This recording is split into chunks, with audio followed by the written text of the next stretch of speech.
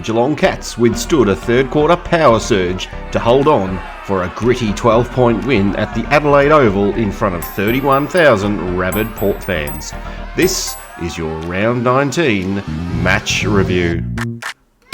Hey everyone! Hey, Tom's happy! 9 in a row, guys. 9 in a row. How good is life on a Sunday morning when you've won 9 straight? It's amazing. I love this club. I love Geelong. Thank you, everyone at the club, for everything you've done this year. All the players, all the staff, everyone, all the fans.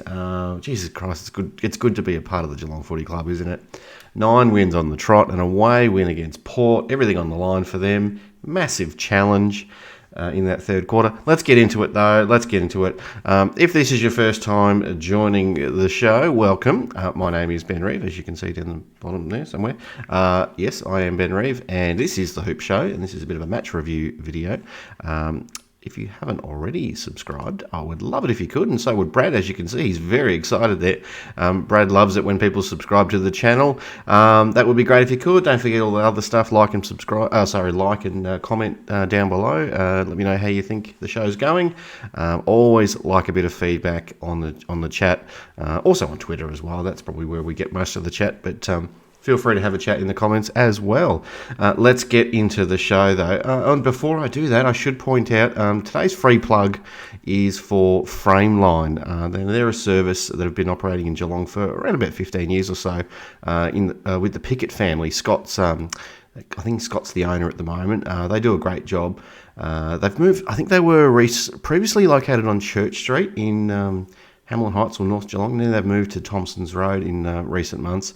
But they're a small business and they do great work. I'm quite familiar with them because I go to the cafe, or used to go to the cafe nearby where they worked. So I know they work really well. They're a fantastic bunch of people, good Geelong people as well. So get around them if you can. Give me your support. If you've got a framing job in mind, touch base with Scott at Frameline Printing and Framing Services. All right, let's get into some of the takeaways from the game from me, apart from 9 straight wins, and how great is that? First, I want to say well done, Jack Henry. You've played 100 great games for the club, debuting early in 2018, I think it was. We love you, Jack. You're a gunner. You probably won't finish second in the card year this year, but you've had a bit of a tough run with injuries and so forth, but we just love everything you do for this club, and another one that we've just found. And we'll get your brother, don't worry. We'll get your brother here one day, and we'll get Sam DeConnick's brother as well, and any other brothers out there that want to play for the Cats that are any good, especially if you've got Falcons connections or connections to the region. We'll have you. Don't worry about that. So well done, Jack. I just want to say that, like, how good, we'll talk about the game in a bit of detail, but how gritty, things that come to mind to me is how gritty and how determined were we, especially in that fourth quarter. We were challenged a lot. We were challenged at the start of the game too. But just the way Geelong's playing, this is a different Geelong team. This is a new Geelong Footy Club. And I'm loving it. Oh my goodness me, I'm loving it. How great are we? It's amazing. Should we talk about Tom Hadkins? I think we should talk a bit about Tom Hadkins. All right. Tom Hadkins, you are a beast. You are a star. The world loves you, Tom. Not as much as I love Closey, but yes, the world loves you, Tom, and you are going to be an All-Australian. You are going to be possibly top 10 Brownlow, if people know what they're talking about. You've done it again, Tom. Our best player 2 weeks out of the last 3. You were there about so many times before that as well. You've come from nowhere this year. I don't know what you've been drinking, what you've been eating, who you've been cuddling with at night time, but it's working, so keep it going.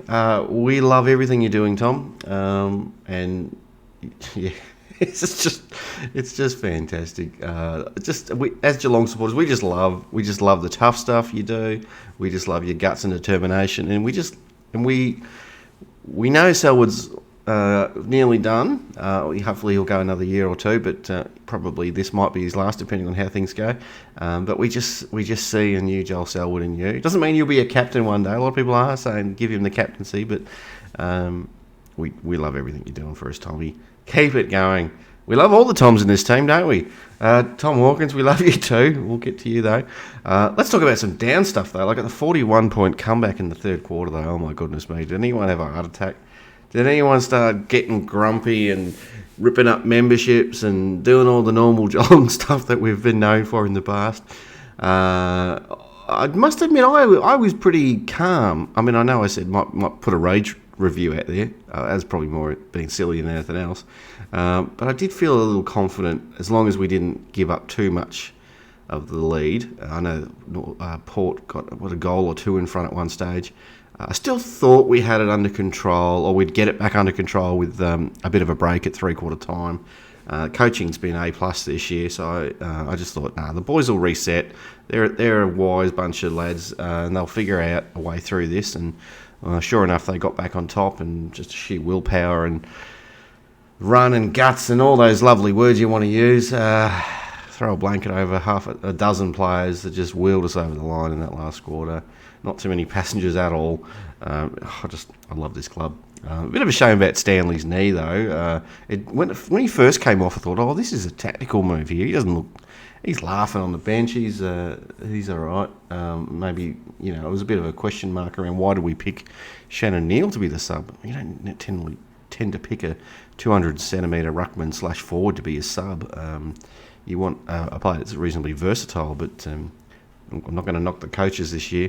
They know what they're doing, and maybe But after the game, Chris Scott was saying, I think in his presser, that Stanley might miss a few. Maybe they were going to rest him anyway. I wouldn't have been surprised if they gave him a week or two off to freshen him up a little bit. He's over 30 as well, I think, so I wouldn't have been surprised if they freshened him up a bit. But he was killing it, and that really cost us in that third quarter, didn't it, when Port started getting on top, especially through those clearances in the midfield and the centre bounces. It was really knocking us around a little bit. Hawkins, clutch goals last quarter. We'll come to the last quarter in a little bit. But Tom Hawkins, you've done it again. Don't we love all the Toms at Geelong? Let's get a few more Toms. Clutch. Last two goals of the game. Huge. Tommy from 50.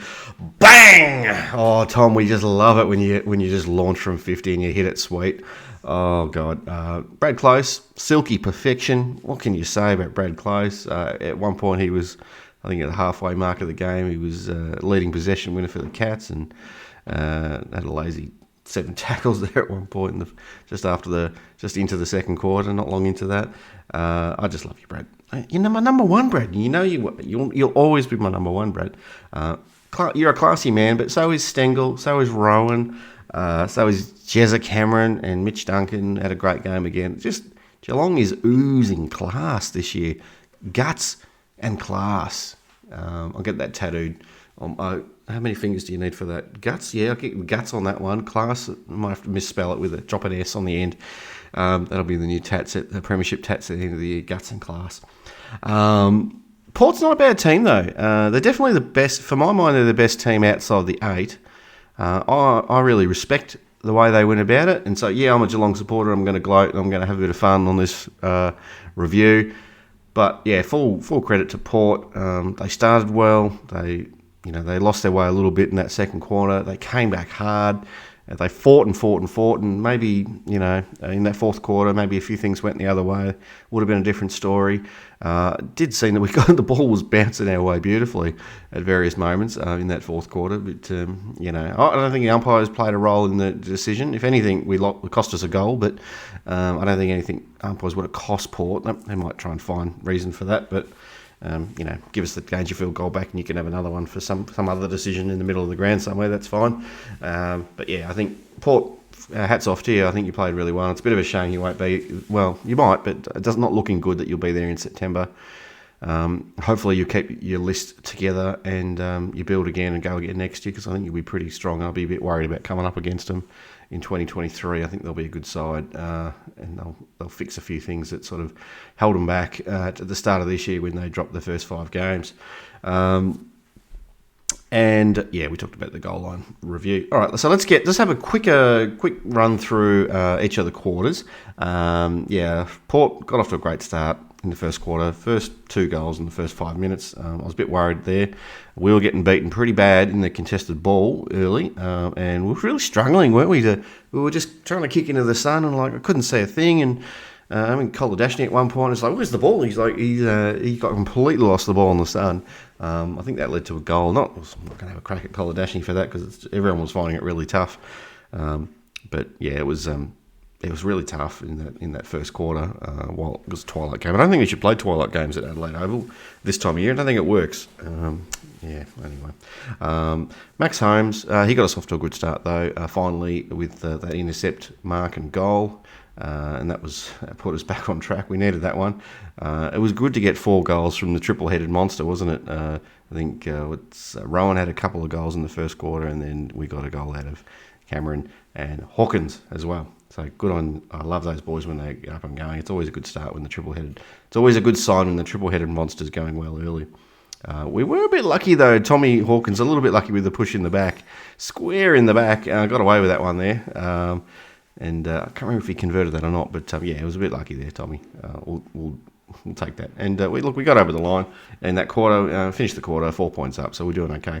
Into the second quarter, it was a nice classy goal from Danger. Had a quiet game, Danger, but looks a little bit off there, but we kicked a really lovely round the corner goal in play. I love that. That was fantastic.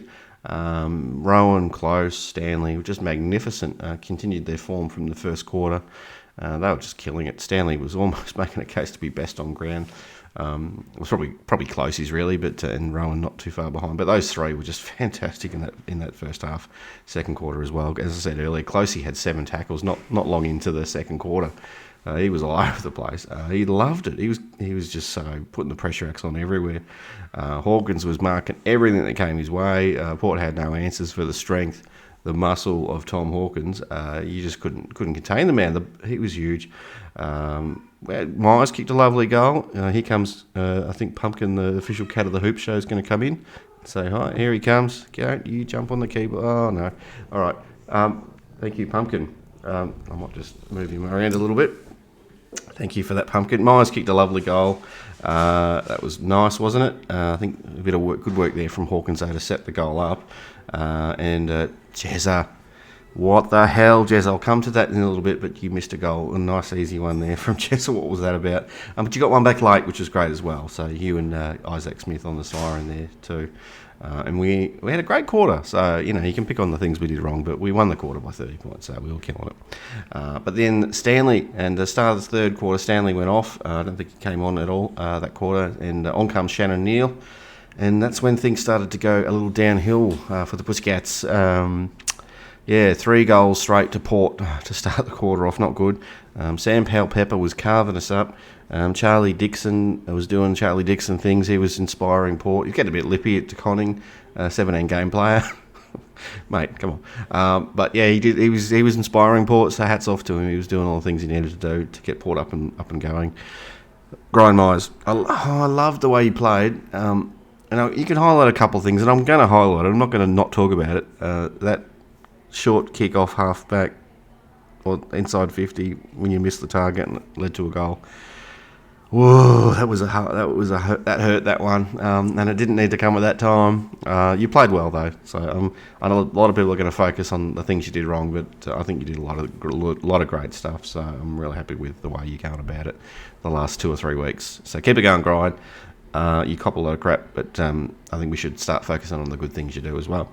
But yeah, we were getting killed in the centre clearances, around the stoppages. They were scoring heaps from stoppages. They were just smashing us. Travis Boak, don't think he's the captain anymore, is he? No, but he put the Port in front, power in front, and it was like, oh, God. Well, we've got this. We're going to be okay. We're going to be okay. And yeah, Port won the quarter by a massive 41 points. Crazy. But into the fourth quarter, Chris Scott has a little word in Tom Atkins' ear. Tommy, we need you, mate. Tommy, what have you got for us? Tom says, Chris, don't worry about it, mate. It's all good. It's all good, Chris. Don't worry about it, mate. Well, it's me. It's Tom. Tom Atkins. Come on. And he went nuts, didn't he? He said, let's just push beast mode. Oh, beast mode is go. And I'm going to get... watch out, Pumpkin. Get off the screen. I'm going to get a clearance in the first 5 seconds, and I'm going to kick it to Jezza, and Jezza's going to kick a goal in the first 13 seconds of the fourth, and we're back. We're right back in it, boys, and that's what you want. It was good, wasn't it? Charlie Dixon, perfect timing. Got an injury and had to go off a fair bit of the quarter as well, so they were missing out on him a little bit. And the cat's scratching my butt in the background. Go away. Mitch Georgiades took Georgiades, I think I got that right, took a massive hanger over his teammate, and Todd Marshall went absolutely bonkers there. The crowd loved that one. We were getting back on top though on the clearances, which was good. So we turned that around. We clearly fixed a few things up from the third quarter there, and we were getting back on top there. And then Hawkins, his 2 clutch goals at the end there, one from 50, boom. Tommy, how good are you? And we won the quarter by 19 points, and that's all she wrote. But it looked great game. 2 good teams. Unfortunately, on the ladder, it probably doesn't show that Port's a great team, but I think their ladder is lying a little bit in terms of how they're going. I think you wouldn't want to be playing them if you're in the top 8 at the moment. They might sneak a couple of late wins in the year, and they deserve to do so. For their mob, I think Sam Powell-Pepper, he was good all game long. Kicked a couple of goals, I think, or set a few up as well. He was really dangerous. I was worried about him the whole game, and we were struggling to contain him. Charlie Dixon, I mentioned before, really came alive, especially in that third quarter, and was doing a lot of damage. Mitch Georgiades, pretty good. Jeremy Finlayson was just dominating out of the centre in that third quarter. Was really getting them back into the game, almost not single-handedly, but geez, he did a lot of good things. And Carl Amon got a stack of it as well. So the Port boys, hats off to you. You nearly got there. Maybe next time around, or maybe the ball bounces slightly differently and it's a different story. So anyway, what are you going to do? All right, let's have a look at some of the ticks and crosses. I've gone with Rowan, looking very sharp at the moment. I'm very happy with how he's travelling at this point in the season. Early in the year, I didn't think he'd get back actually, so I'm glad he's proven me wrong there. I can't see him going out of the side unless he gets injured or something really bad happens. I can't imagine what it'll be, but he's looking great. Sam de Koning did get a bit of a lesson there from Charlie Dixon. He'll be better for the run though, so that's why I've got it in this ticks area. I think that's good for him to come up against a different type of opponent and to get sort of play the mental game a little bit. You could tell that's something that Sam just needs to get right over the next 50 games, just get in that better headspace, and the opposition teams are going to try and exploit that a little bit. He's got to stay focused in the game. So he did fight his way through that. I was really impressed, especially how he came back in the last quarter. Yeah, Dixon went off the ground for a bit, but Sam de Koning did some really good things in that fourth as well. Tom Hawkins, you don't miss, do you, Tommy? You don't miss. You're a huge big game player. We love you, and keep doing what you're doing, Tom. You're fantastic. The Mighty Axe, Tom Atkins.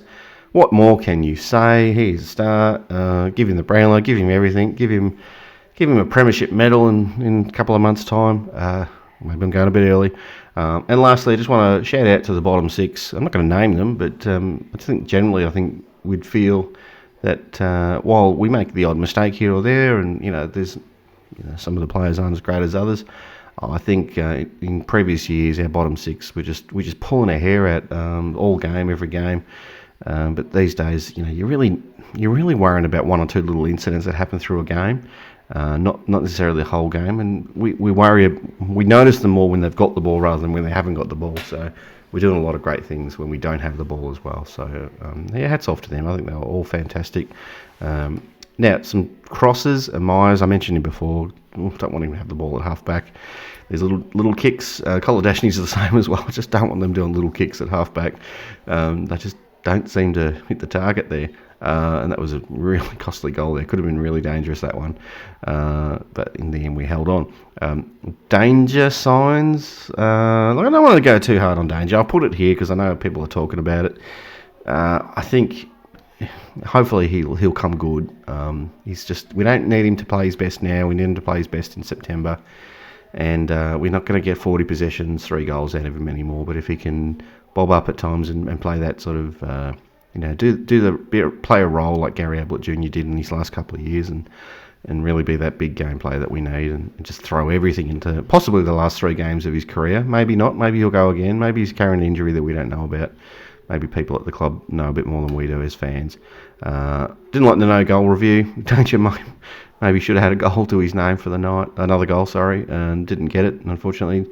Look, it probably would have been called umpire's call if they did review it, because it was a little inconclusive and we didn't get a lot of angles at it, but could have been one of those ones where umpire's call in the end, so whatever. Stanley injury, yeah, look, we'll see what happens there. Hopefully he's not out for too long. He looked pretty happy on the bench. Good on him for keeping that positive energy going. And the Jezza brain fade, goodness me, Jezza, how do you miss from 5 metres there? Well, maybe you're getting a little bit carried away there, Jezza. We needed you to do a little bit better than that. But what are you going to do? All right, so let's have a look at the votes. I've gone Tom Hadkins, 5 votes, clearly best on ground. Tom Hawkins I gave the 4-2, really influential and got the job. Just all game, Tom Hawkins was great. His field kicking, his contested marking, and at the end it just finished it off for us and gave us the win. It was just great. Brad Close, just perfection the whole game, doing the tough stuff, doing the silky stuff, setting up Tom Hawkins at the end there. Amazing. Cam Guthrie, not his best game, but one thing I noticed with Cam, he didn't get as much of it this time around, but his possessions were really... He was hitting targets well with hand and foot. I was really pleased with the connections he was making. And Zach Tui, 1 vote for him. I thought he was pretty effective all around the ground as well for the game. So, yeah, pretty happy with everyone there. Can't complain. Loved them all. You could probably say another 5 cats deserved votes as well. So we'll always disagree, don't we? Well, not disagree strongly, but there's always other opinions there about who gets it. But clearly Tom Atkins, I think the fans would have him as the number one. All right, let's have a quick look at some tweets. So Mrs. Loznoz says, selection this week will be an interesting conversation. I don't want to see us rest players and tinker with what's working, but we want them fresh in September. The biggest improvement has been our tail. I don't want to tinker too much as well. I don't necessarily want to go away from what's been working, the rotation of players. I mean, that's always been the case all year round. So if we stop doing that, then I guess we're tinkering. I think you don't want to make 8 changes necessarily. That's probably would come off as a bit disrespectful. We don't want to be doing that. But I'd say 1 or 2 players rested. Well, Reece will get a rest. Stuart's had a lovely rest, haven't you, Tom? Yes, Tom says, I have had a nice rest, and I'm back next week. Meningola's had a rest. Hopefully he'll be right to go after his concussion. Jed Buse was being managed at one point, but didn't ended up playing, so he might be due another one. We're curious to see how we manage our players over the next 4 weeks of the season. I think there's a bye after round 23, maybe. It usually is anyway. All right. Wrong one. Sorry about that. All right, thanks, Loz. Mark Allen says, so this is where we are. Give Tom Atkins a 6-year deal at $6 million per annum and be done with it. What an absolute gun. Sure, we can go for a free agent or a trade or 2, but that's secondary. The end. Yeah, give him all the money. Give him everything. Give him the farm. Give him the keys to the club. He's mayor of the city. Give him what he wants. He's an absolute champion. Yeah, we're going to get carried away a little bit for the next 7 days or so. But we love you, Tom. You've done great. Thank you, Mark. Now, Crocker says, shows the difference in this group this year. In years gone by, they would have dropped that form from the position they were in. Good signs moving forward. Teams do get a run in games, and it's great to stem that and get the win. We found a way, didn't we? It did feel like that premiership era, didn't it? The way we responded, and you're just never out of the game, and that's going to cause other teams to panic a little bit moving forward. I reckon they're going to know that we're coming, and they're probably going to shoot themselves in the foot a little bit. And I remember those teams from that era. They just sometimes they didn't have to play well. They just let the other team fall over themselves, and we're starting to get that aura back again. It's scary stuff for oppositions. Thank you very much, Crocker. Next is from T, and T says, I had to charge up the defibrillator a few times. Bloody hell, they scared the life out of me. Yeah, you're not the only one there, T. We're having a few heart attacks, especially in that third quarter and in the last few minutes of the fourth. We're like, we're going to hang on here. Scores were level, I think, with about 5 minutes to go or thereabouts. It was a scary time to be a Geelong supporter and a Port supporter. Unfortunately, that's probably cost them the season. that loss. So they may not be revived, those Port supporters, unfortunately. But come back stronger next year, guys. Thank you, T. Yank on the Footy podcast, Craig. Nice to see you again, Craig. Absolutely love the humility and hunger of Tom Hawkins post-game. Yes, Tom Atkins, sorry. Tom Atkins, the fringe player, as he calls himself. I don't think many people are calling you a fringe player anymore, Tom, but we do love the humility.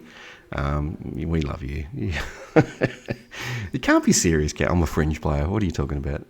But no, look, he has been years gone by. Maybe he forgets what year it's in at the moment. We love you, Tom. Thanks, Yank on the Footy. Clay, first time on the show. Welcome, Clay. Clay says, Atkins, Buse, close, Rowan played their hearts out. Ferocious tackling and courage going into packs. One of the best wins of the year so far, apart from that woeful third quarter. Yeah, they were great. Look, Buse hasn't had a mention yet, but I thought Buse was great as well. Always his dashing best off out of the back line. Really sets us up well. Imagine when we get Tom Stewart back as well, those two dashes out of defence. Try and stop us, AFL. We're coming. We are coming for you, and don't you dare get in our way. We are going to dominate this competition for the rest of the season and just roll into that last day of the year. Maybe I've gone a little bit early, but that's okay. I get a little carried away on the show. That's just me. You do your thing, I'll do mine. Thank you, Clay. Commander-in-Chief says Atkins will get the 3 votes, but Close was absolutely sensational early, and his relentless pressure stopped Port's early influence. Yeah, look, it was... I mean, Atkins came into the game late. I think he doubled his possessions in the fourth quarter. He pretty much won the game for us, though. Closey probably set the game up for us. Him and Rowan and Stanley. Yeah, it's hard. It's hard. Recency bias. You give it to Atkins at the end, but yeah, Closey a bit hard done by there. He could have had his second roll of honour, best on ground for the year. Let's not forget, Closey set up Hawkins for that one of those last goals of the game too. That beautiful 50-metre kick to the forward pocket, and Hawkins marks on his chest. Closey, you're my number one. You're a star, Close. All right, thank you, Commander-in-Chief. Anthony Robinson. Here's to you, Anthony. A great game to get us primed for tough times in September. Showed that when we get challenged, we have the steel to keep pushing. Loving the forward setup. Great mix of options. And what more can be said of the Axe? Sensational last quarter. Yeah, it really is. I was thinking the same thing. I didn't want to just cruise through against these bottom 8 teams outside of the top 8 and not be challenged in the last few weeks. That's the worst thing that could have happened. So bring it on. We've got Port, we've got Bulldogs next week. Saints are not far away, and even probably Gold Coast are out of it now. But Saints and Bulldogs are probably still thinking they're a shot at final. So they're not going to be walkovers, and we don't want walkovers leading into September. We want tough games. We want to win them, but more importantly, we want a tough finals-like game, and we want to keep playing the right way. So it's really, we just need to keep doing that, and fingers crossed we stay relatively injury-free. You're always going to get injuries. We just don't want to get decimated with 6 blokes going down in the one game, and Tom Hadkins out for the year, or Tom Stewart does another Liz Frank injury. Oh, God. Please no. No. Blitzarves finished. No, none of that cursing stuff. Let's just steer clear of that and stay nice and healthy. Thank you very much. Thanks, Anthony. Andrew says, we purred, we stumbled, we righted the ship when it mattered. Close and Atkins were stellar, but other important contributions all over the park. Another hurdle cleared. Also, Jack Henry, rather forgotten in all the excitement. Yeah, Jack Henry, 100 games, amazing player. He's going to play another 100, maybe another 150 for the club. I hope he does, and hopefully we get your brother here too, mate, because, little brotherly love at Geelong. We love that a little bit, don't we? So have a word to Ollie. Let's get him here, if not next year, the year after. I don't know what his contract situation is, but if Collingwood's not showing enough love, we will. We'll get him here. But well done, Jack. Well done to your family. You've done a great job in just a few years at the club, and you're hopefully one day. You'll be a premiership player at the Catters. We'd love to see it, and play another 200 games for us, or 150 games. That'd be great if you could. Thank you very much, Andrew. And last tweet is from Matty McGregor, and Matty says this match showed that we aren't just going to roll over and give up when the opponent gets rolling. We have a plan B for when teams come back that we can switch to. This is the best Cats team I've known of since 2011. I'm liking it a lot. We've got we're flicking the switch, aren't we, Matty? We go, we stop, we go. We're chaos, we're control. We're brave, we're sensible. We find our way back into games. We win games we shouldn't win. We lost the Saints game and we lost to Hawthorn, but we've lost 4 games for the year. And did anyone have us after that Saints game going on a 9-game run? I don't think so. This is an amazing team, and enjoy the ride, Cats fans. Don't get too nervous. Just enjoy the moment, be in the moment, and have a bit of fun with it. We'll do what you want. Whatever. I'm going to have fun with it. I'm going to enjoy the season. Hopefully, you're not too superstitious, and my positivity and my love of the Cats is not going to cause a downfall. I don't think that's going to happen. But yeah, thank you for that. Now, what else have we got? So next week, we've got Bulldogs at Kardinia Park. It's Selwood's 350th game. You must get to the game. You must be there for Selwood's 350th. This fella is back as well. Hello. Yes, I'm back. He's back from Bali, ready to go. Apparently, he's been sighted at the club doing drills.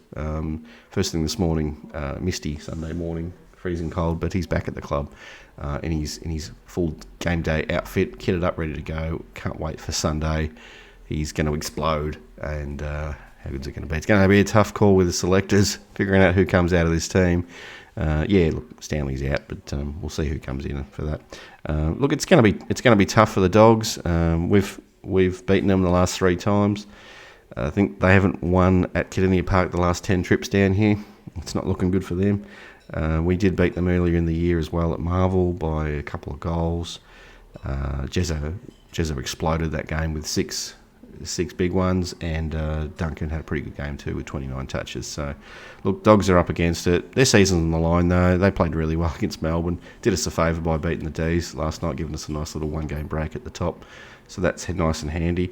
And look, we'll probably hopefully we'll get Parfitt back. I don't know, like maybe he'll play VFL. Meningolo, if he's well, should come back in, I'd say. I have no idea. I haven't really thought about who's coming out yet other than Stanley. But, Stewart will clearly come back in. It's just whether Meningolo and Parfitt find their way in as well. I don't know. But let's get everyone down there. Bring the dog, bring the cat, bring grandma, bring the chickens, bring everyone. And if you've got a spare ticket, let me know because I need a couple at the minute. So I tried to get on the site the other day and I couldn't find 2 tickets. So if you know of anyone or you can't get there yourself, please hit me up in the DMs. I'd love a ticket. I'm going to try and get one somehow, some way, but at this stage I'm struggling. Final thoughts though. Top 2 looks like a bit of a lock. It's feeling pretty confident about top 2. I'm guessing. I think Parfitt will probably play VFL as I mentioned before. Really good to get another game into Shannon Neal. Happy with that. Enjoyed Stanley's positive energy on the bench when he got subbed out. He didn't sulk and moan or anything like that or tear it up. Here's my shot at a premiership gone. He was just happy, joyful, excited for the boys, bringing all that good stuff. So good on you, Stanley. I love seeing that. Have you planned your grand final party yet? Have you got your premiership tattoo booked? Are you ready to go? Getting carried away. Anyway, that'll do from me. Let's get the final screen going. Thank you very much. Okay, so check out this video. Where is it? Over here? Yeah, no, other way. Bang, there you go. Up there. There's another video there. We'll probably put the check out the Tom King from K-Rock. I think we'll slot that one in there. And if you haven't already, please subscribe as well. Just there somewhere. There you go. Hit the subscribe button and support the channel and support the Cats. More importantly, get around the Catters as we kick on and do good things in 2022. Go Cats!